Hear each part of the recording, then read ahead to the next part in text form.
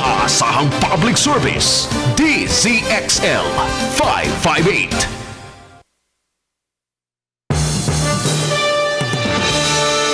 DZXL 558. Nangunguna sa inyong mga radyo. Maaasahang public service, DZXL 558. Ang programang ito ay hatid sa inyo ng National Nutrition Council. Nandito na ang programa kung saan ang kalusugan ay number 1. Two-time KBP Golden Dove Awardee for Best Radio Public Service Program, Gandingan Awardee for Best Development-Oriented Radio Program, at 2016 Best AM Radio Program. Radyo mo sa nutrisyon! Radyo mo sa nutrisyon! Mga usapin ukol sa pangkalatang kalusugan. Matutukunan ang inyong mga katanungan ukol sa samot-saring issue ng maayos na pangangatawan mula ulo hanggang paa. Busog sa impormasyon, hitik sa ekspertong kaalaman. Radyo mo sa nutrisyon. Radyo mo sa nutrisyon. Malusog na katawan, malusog na isipan para sa produktibong mamamayan. Narito na ang inyong mga kasama sa kalusugan. 2014 Gandingan Awardee for Best Development-Oriented Radio Program Host at 2016 Best AM Program Host, National Nutrition Council Executive Director, Assistant Secretary of Health, Bernie Flores, at si Rod Marcelino.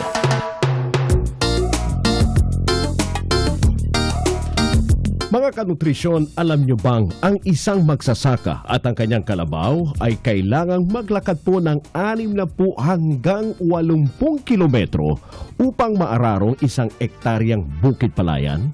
Bukod dyan, kailangan niya ng 5,000 litro po ng tubig upang matamnan ito po ng palay. At kailangan niyang alagaan ito ng halos 4 na buwan sa kabila ng masamang panahon, banta po ng iba't ibang peste at karamdaman upang makapag-ani. Ayon yan sa Philippine Rice Research Institute ng Department of Agriculture. Magandang tanghali po mga kanutrisyon. Ako po si Rod Marcelino. Welcome sa Radyo Mo sa Nutrisyon Year 7.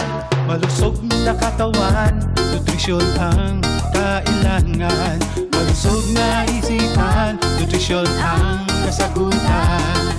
Ngayong Nobyembre ay ipinagdiriwang natin ang National Rice Awareness Month. Pag-usapan natin ngayon mga kasama kung paano ba maging rice-responsible. Siyempre, sasamahan tayo ngayong hapon ng ating ninang sa Wastong Nutrisyon. Panay na yung tawa ko rito ng ninang. Ilang araw na lang ba? Wala nang isang buwan, no? Mga kasama, walang iba kundi si Assistant Secretary of Health at Executive Director 4 ng National Nutrition Council, Bernie Flores. Magandang hapon, Asek Bernie. Ninang Bernie. Magandang hapon, Rod, at magandang hapon sa lahat ng nanonood at nakikinig sa ating Radyo Mo sa Nutrition. Teka muna, tanungin nga kita, kailan ba kita naging inaanak? Since nag-umpisa po yung radyo.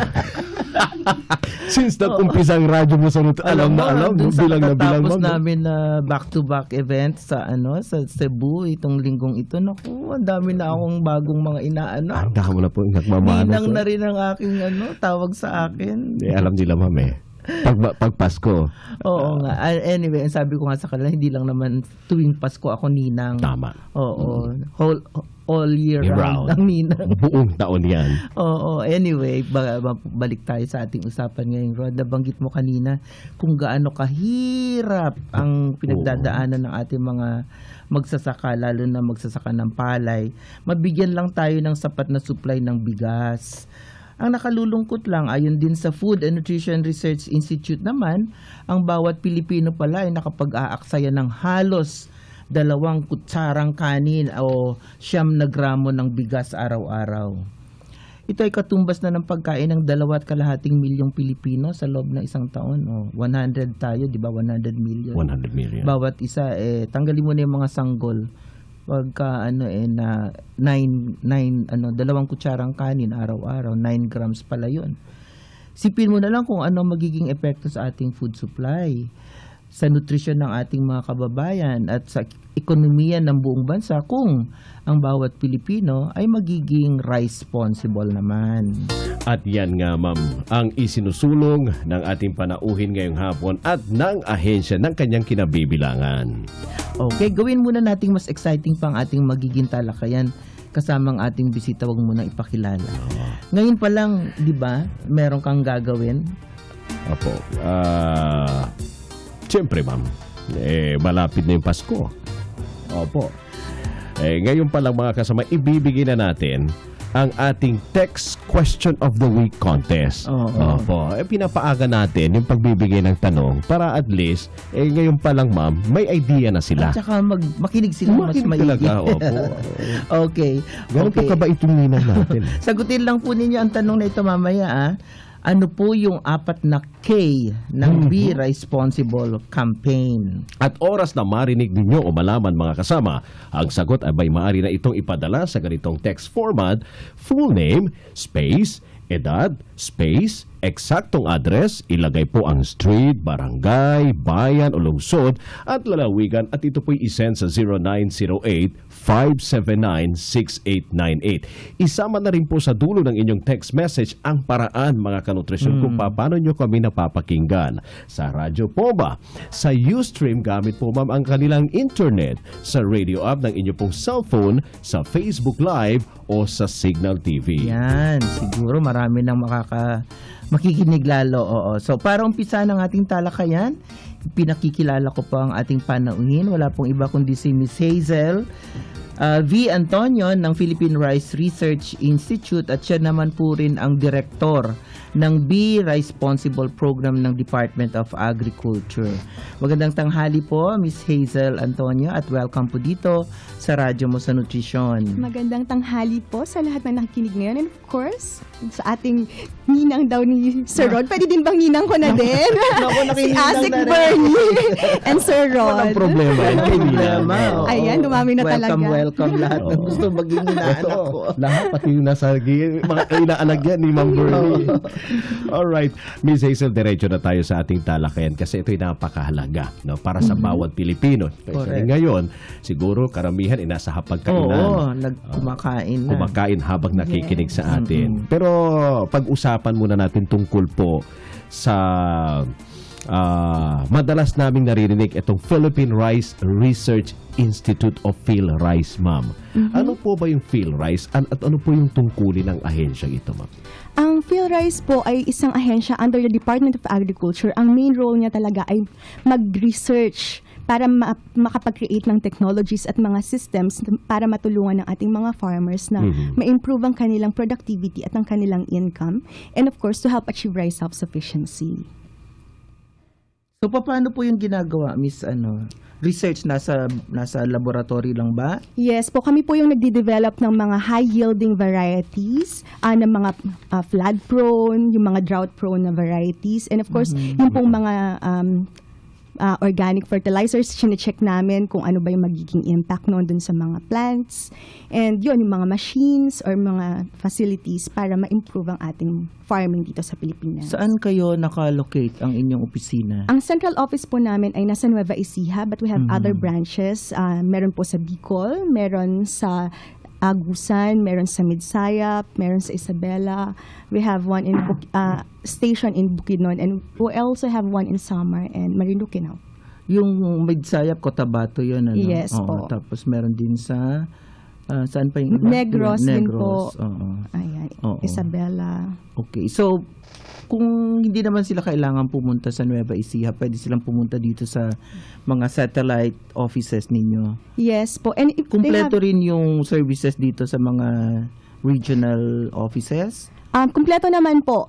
Pero kung magtatanong lang po sila para po makasave na sila sa time and sa pamasahe, they can contact yung text center po ng PhilRice at 0920-911-1398. 1398. Siguro ulitin natin mamaya, Roger. Yes po. Okay, pakipaliwanag naman, Miss Hazel, yung Be Responsible campaign at ano yung layunin niya at paano ano yung tema sa pagdiriwang ngayong taon na ito?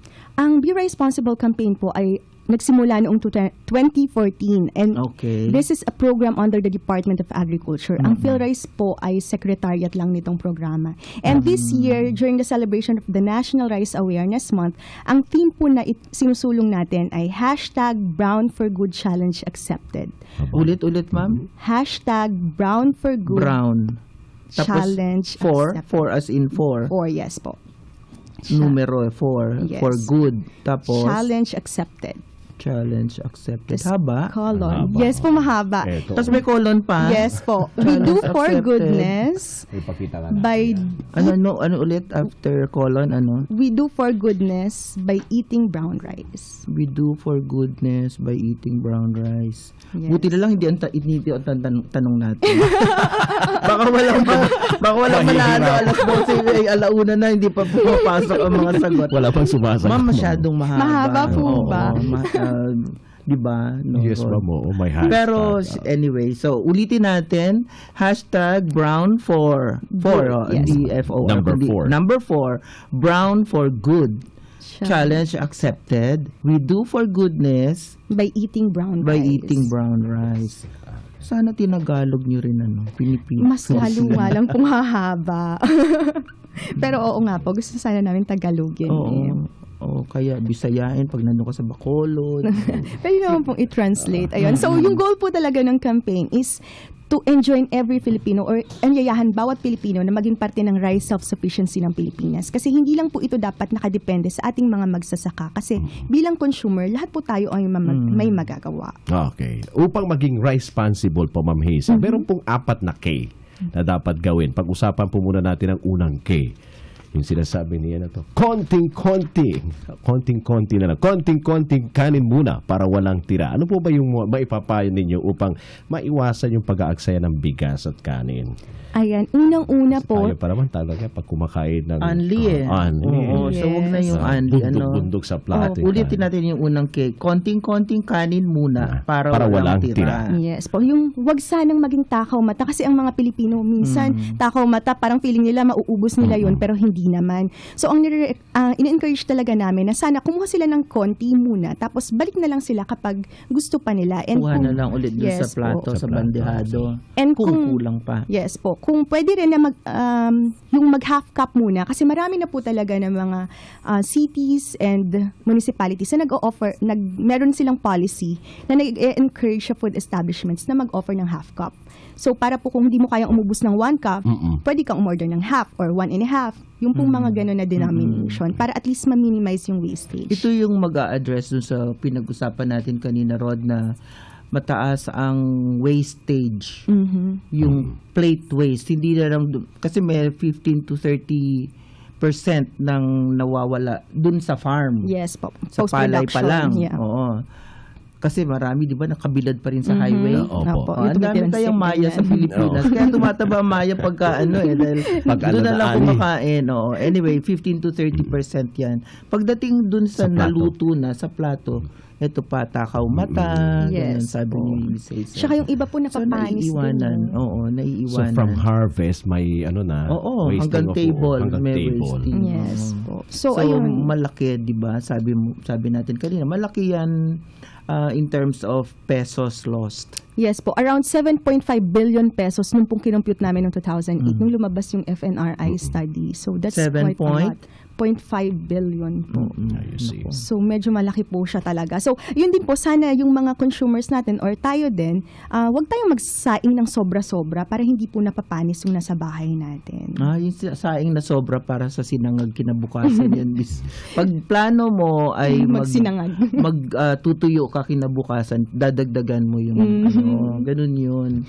Oo. Anyway, yung ikalawang K naman, ang sabi dun sa inyong programa ay kilalanin at pasalamatan ang mga magsasaka. Ano naman yung mga programang laan para sa ating mga rice farmer para mapalaki yung kanilang production in line with this second K? Ayan po, ngayon, nagpo-promote pa rin po, of course, ang Department of Agriculture ng iba't ibang technologies para mapataas yung productivity nila. And ang Department of Agriculture din po ay nagpapamigay pa rin naman ng mga drying facilities, ng mga milling facilities sa mga kooperatiba. Meron pa yan? Meron pa yung drying? yes yung po. flatbed dryer? Yes po, Ganon. nagpapamigay pa rin po. Basta lang po, magre-request lang sila. Yung Mamimigay mga ba? co-ops. Baka naman mag-require na naman kayo ng counterpart, aray-aray. Para naman po para ma-appreciate nila. Yung iba po kasi ibinibenta ibinebenta din nila. Pagkabigay sa kanila, ibinebenta nila. hindi Kaya po, ganun. para Oo. ma-ensure din naman na sa kanila mapupunta. Kaya Okay, lang so po kailangan ganun. pa rin group of farmers. Yes po. Hindi pwedeng isa Isa lang lang. kasi ibig sabihin mayaman na siya. So ang tutok ngayon sa mga pobre Yes na po. magsasaka so they can group at saka ano. Tapos paano yung fuel niya? Yung mga dryer na yan, ano yung source of fuel? Kasi baka Yung mahal. pong iba ay gas. Yung pong iba ay Gas, carbonized rice hull. Ah, So, marami naman yung pong options. yung sinunog Na na ipa. rice na naku, Opo. bawal yan sa DNR. Hindi po, okay lang naman po kasi may cover naman yung... Hindi habang sinusunog ba yung rice hull? Okay lang po, basta Okay yun. Opo. Oo. Yung mga corn husk, Meron din pong pwede rin ganon, yun, pwede rin ano? po. Pwede rin. Oh. So yung mga tira-tira or waste din sa farm, yun din ang pwedeng Na-recycle. Yes po. Yun din ang pwedeng panggatong. Oo. Tapos po nagagamit din nila sa organic. Yung Oo, tama. na-carbonize. Oo. So yun po, pwede din po silang mag-text sa text center. And right now, we're trying to help them market their produce or yung mga inaani po nila para talagang tumaas yung income nila. Ang problema kasi sa atin, Rod, lalo na yung Opo, mga ma'am. kabataan, hindi natin nabavalue yung role at contribution ng mga farmer. Correct. Kasi pag pumunta ka sa grocery or sa supermarket, nakikita mo lang yung produkto nila. Nakabalot na, maganda na ang balot. Hindi mo nakita na bago na produce yun, talagang pagod, Yung hirap, oo. sakripisyo. Sinasabi ka natin sa intro kanina, ma'am. Oo eh. nga. Oo. Ang Ilang isang hektarya. magsasaka Oo. kalaboy, kailangan maglakad ng 60 hanggang 80 kilometro. Oh, Yes. kilometro bago niya Maararo. maararo. Kaya part din ba ng ano niyo yung mga farm implements like yung mechanized tractor, ganon? Yes po, kasi according to researches, ito po yung isang malaking reason kung bakit mas mahal ang palay natin compared sa ibang bansa. Kaya po talagang ipinopromote natin ngayon ang mechanized farming. Kasi si Damulag pa rin ang yung kalabaw pa rin ang katulong ng farmer. Pero marami na ako nakikita rin na Mga yung tractor. maliliit na hand tractor. Yes po, may Yung riding implement pa. Oo, kuminsan yung isa lang na farmer kaya niya kaya na niyang anihin yan. Sobrang pag-aabuso na sa mga kalabaw. Okay, Working na sila. punta naman tayo sa ikatlong K. Isinusulong din po ng Be Responsible Campaign ang ikatlong K o yung kumain ng brown rice. So, Ma'am Hazel, pakipaliwanag nga po kung ano itong brown rice. Ang brown rice po, contrary po sa lagi nating iniisip na isa siyang variety, ito lang po yung unpolished white rice o yung palay na tinanggalan lang natin ng ipa. So kulay brown lang po siya kasi meron siyang bran or yung Hindi darak. well-milled. Yes po. So pero Nandiyan pa yung darak. Yes po. Oo. Pero kapag po tinanggal natin yung darak or pinalish natin, ito din po yung magiging puting variety natin. So, hindi po siya variety. So, lahat po ng klase ng palay na tinatanim ng farmers natin ay pwede natin gawing unpolished or Yun. brown rice. Yun nga lang po, namimili po tayo ng variety na malambot para po yung brown rice na kakainin natin ay masarap pa rin naman.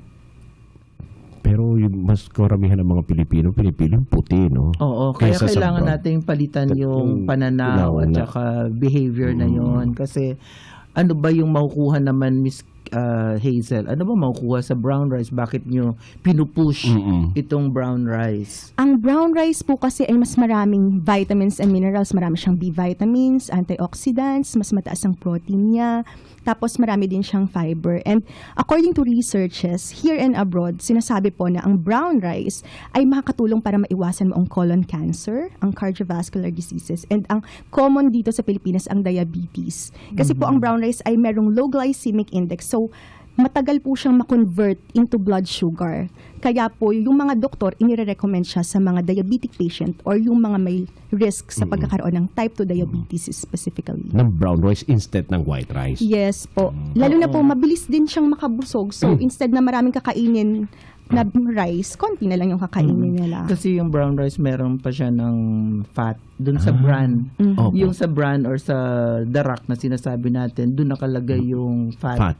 Oo. So, pag nagluto ka ng or kumain ka ng brown rice, medyo matagal yung Yung mabubusog ka na, Mabubusog. feeling mabubusog ka na kasi Yes, mataas tama yung yan. ano. Ako mismo. At yun din naman ang dahilan kung bakit mabilis din siyang, mas mabilis din siyang mapanis.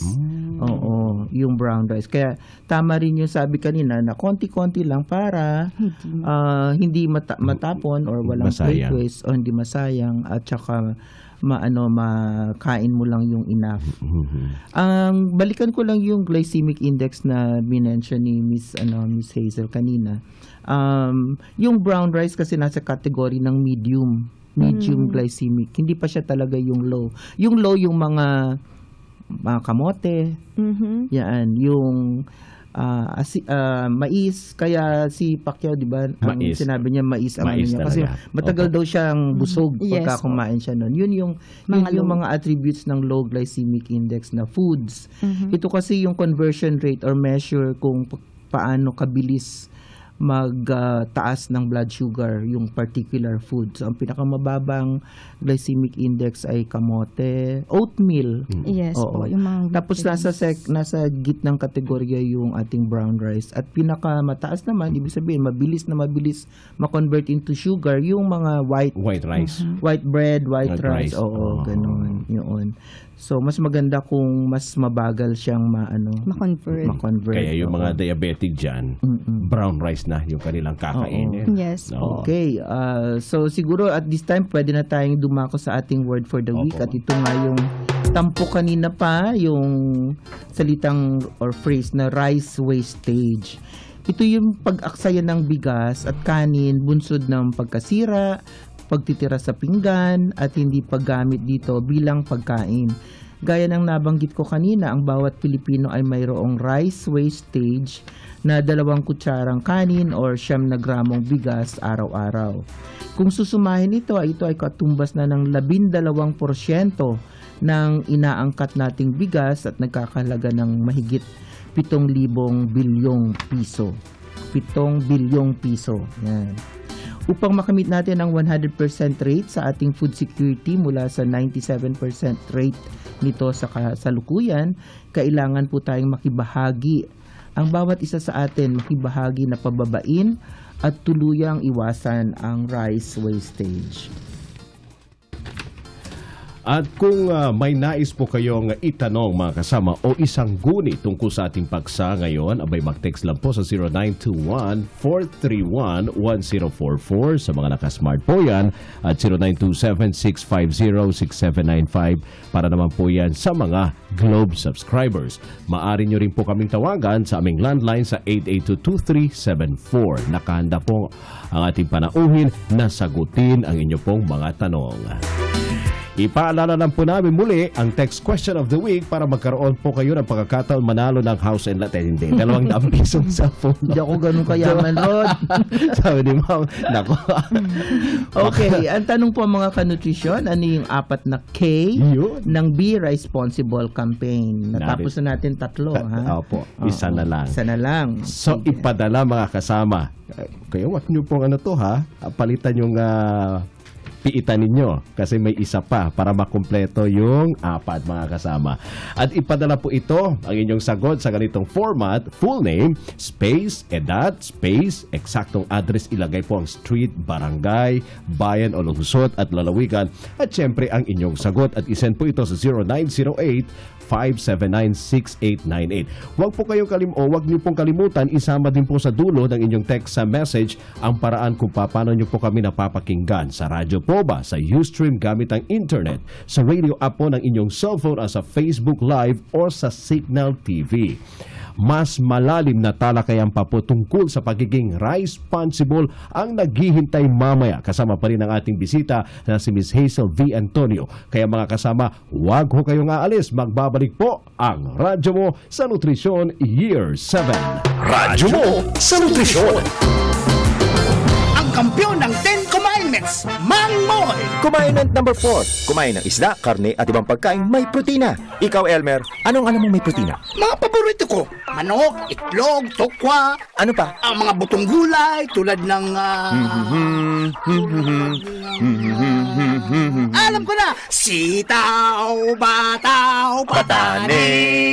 Sundin ang 10 Commandments para sa sigla at lakas ng buhay. Paalala ng National Nutrition Council ng DOH. Mang Moy, kanina pa tumatawag itong si Miss Eloisa. Good morning, Miss Eloisa. Mang Moy, kapag may edad na, kailangan pa ba mag-exercise? Dapat. Commandment number 9. Panatiliin ang tamang timbang. Sa pagtanda natin, bumabagal ang metabolismo. Kaya dapat bantayin ang ating timbang. Mag-ehersisyo, maglakad, magsayaw. Talaga? Mang Moy, pwede ka bang maimbitang mag-ballroom dancing? Ha? Sundin ang 10 Commandments para sa sigla at lakas ng buhay. Paalala ng National Nutrition Council ng DOH. Radyo mo sa nutrisyon. Nagbabalik po ang radyo mo sa nutrisyon tungkol pa rin po sa Be Responsible program ng ating tinatalakay kasama si Miss Hazel V. Antonio, mga kasama ng Philippine Rice Research Institute, Director, Be Responsible program ng Department of Agriculture. Balikan ko lang po ang tungkol sa brown rice, Ma'am Hazel. Opo, saan po ba maaaring makakuha o makabili po nito? At paano po ang pagluluto? Kasi paminsan sa mga palengke, ma'am, bibihira lang tayo makakita ng brown Konti rice. pa lang. Konti pa lang, opo. Sa ngayon po, yung mga major malls po natin, lahat naman sila halos ay meron ng brown rice. Kaya lang medyo mahal. Nasa around 60 to 100 pesos po per kilogram. But the Department of Agriculture launched yung Brown for Good project, na ang layon po niya ay gawing mas mura ang brown rice para po mas maging affordable sa ating mga kababayan. Kasi dapat po ang healthy food ay accessible sa lahat ng Pilipino. So, right now po, we're yung tapping farmers cooperatives to produce brown rice per region. So, for as low as 38 pesos per kilogram, na i-offer na po nila, pero by bulk lang. Depende po kung saan i-deliver at kung gaano kadami. Tapos po, local na po yung production para yung tracking less din para makamura po tayo. And so ito pong mga farmers cooperatives na to and yung pong mga retailers na tinap din natin para magbenta nung na-produce ni farmers cooperatives, pwede po nilang makita sa Facebook page namin or sa website. So yun po ay Responsable Ako sa Facebook, Twitter or Instagram or sa beresponsible.com.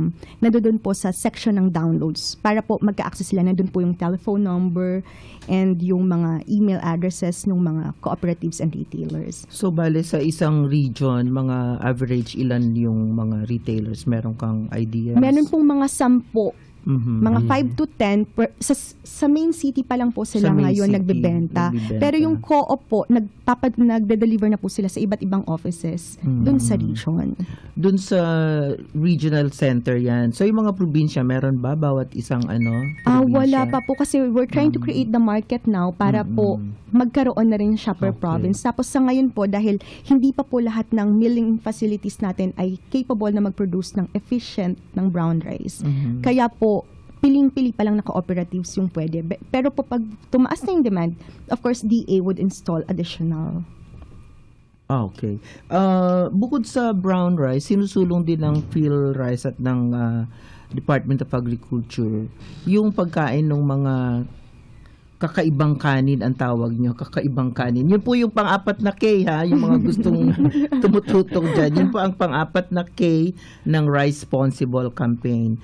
Kakaibang kanin. Ano po yung kakaibang kanin at paano ito ginagamit? At ano yung mga sustansyang hatid naman ito para sa ating mga tagapakinig? Ang mga Pilipino po kasi sanay talaga tayo na puro kanin lang umaga, tanghali, hapon. So, para po magkaroon naman ng diversity yung kinakain natin, instead na plain rice yung isasaing, pwede po nilang haluan ng saba, ng kamote, or ng mais for additional nutrients. Kasi po, ang other staples natin, merong mga additional nutrients like additional protein, additional B vitamins, potassium, phosphorus na mas konti sa rice. So, para lang po maging diversified ang ating diet, pinopromote po natin ang rice mix na tinatawag namin or kakaibang kanin nga. Rice mix. So, ang gagawin ng mga nakikinig sa atin pagka magluluto sila ng sinaing or pag magsasaing sila, sabayan nila dun sa pagpapakulo yung mga pira-piraso ng kamote, ganon. O Yes kaya, po, or ng corn paano grits. naman yung o kaya kasava? Yes po. Oo. yung corn grits, isasama yun talaga sa ano. Sa Anong Halo. proportion? Depende po sa kanila. Pero yung corn grits po, kasi minsan po maninibago talaga eh. Ang nire-recommend namin sa simula, 70-30. 70% na white rice, 30% na corn grits.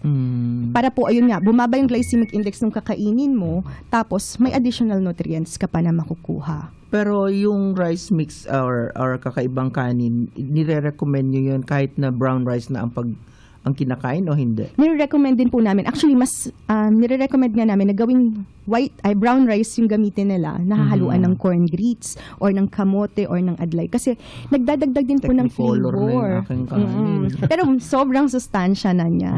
And ayun lang po, beware, nakalimutan kong i-mention kanina, yung pagsasaing ng brown rice is 1:2.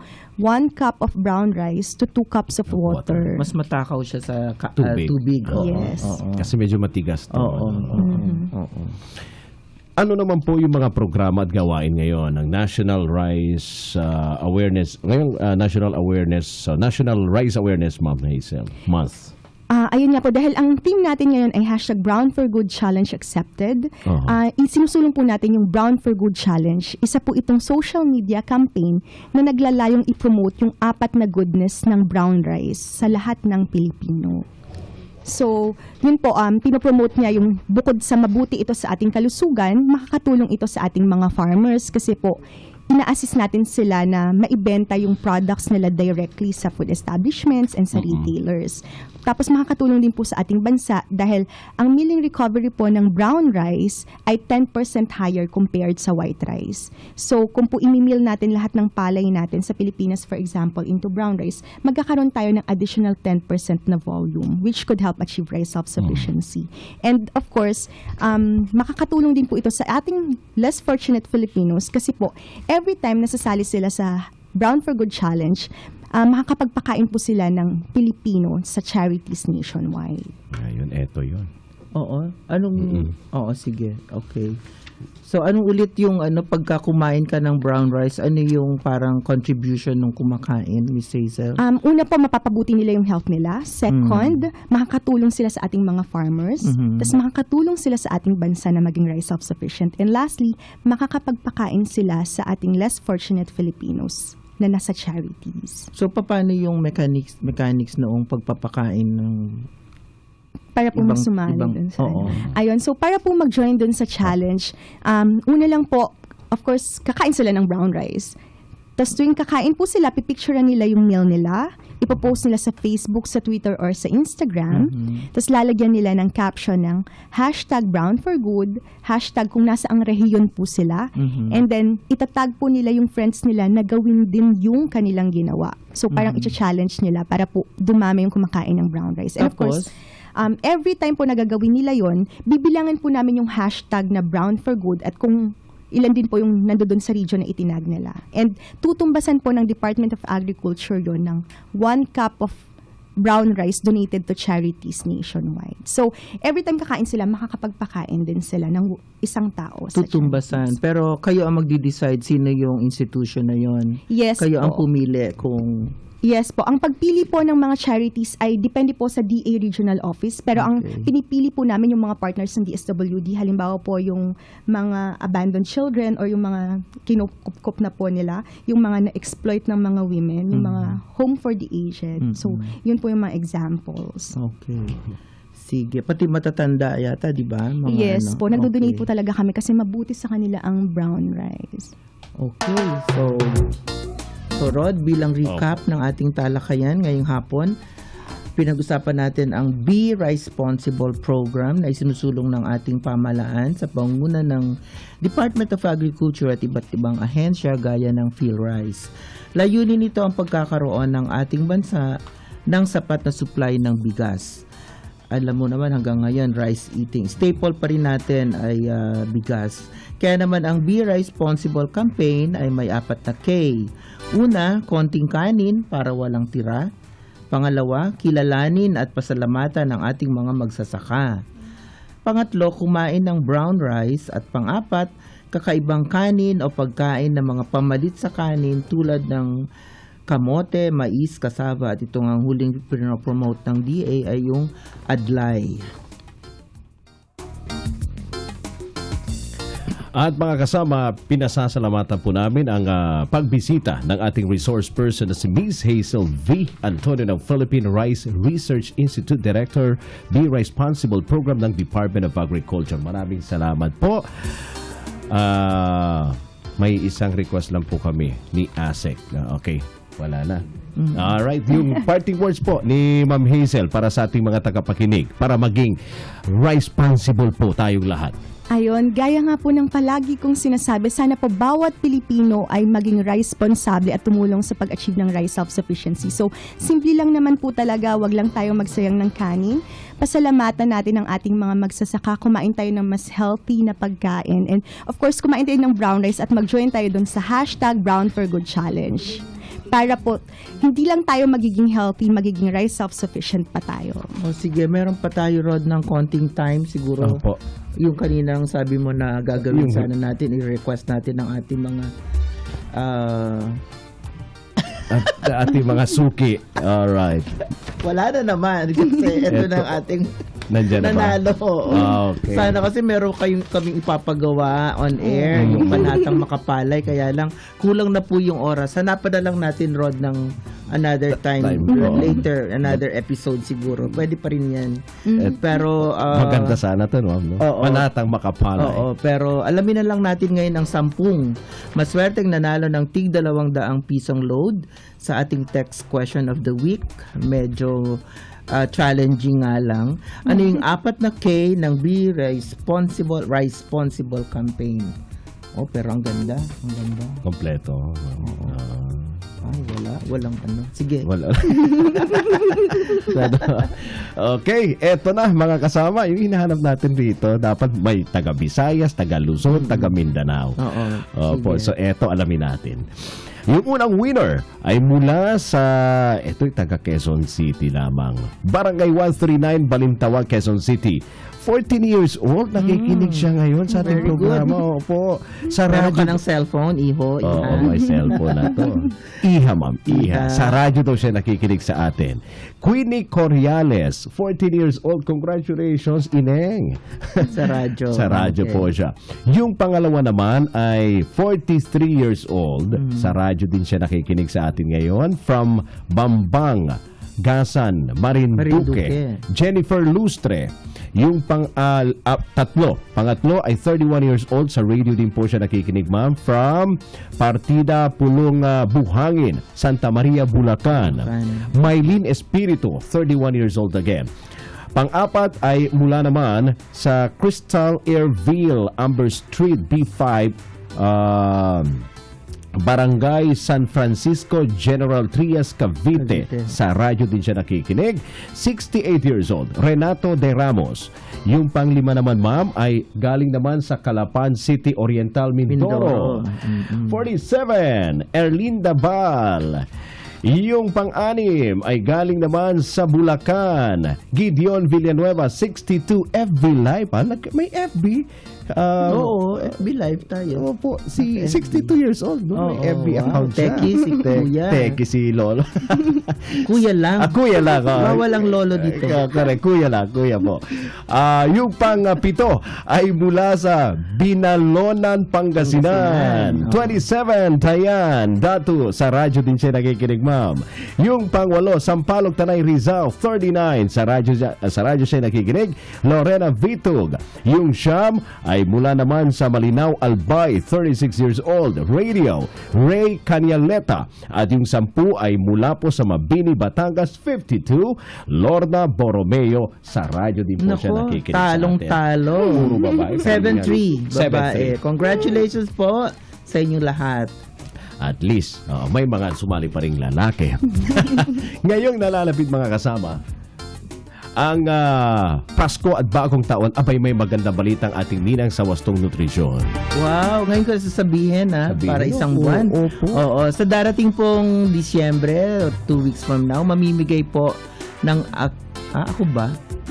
Kami po ng aginaldo para sa ating mga kanutrisyon.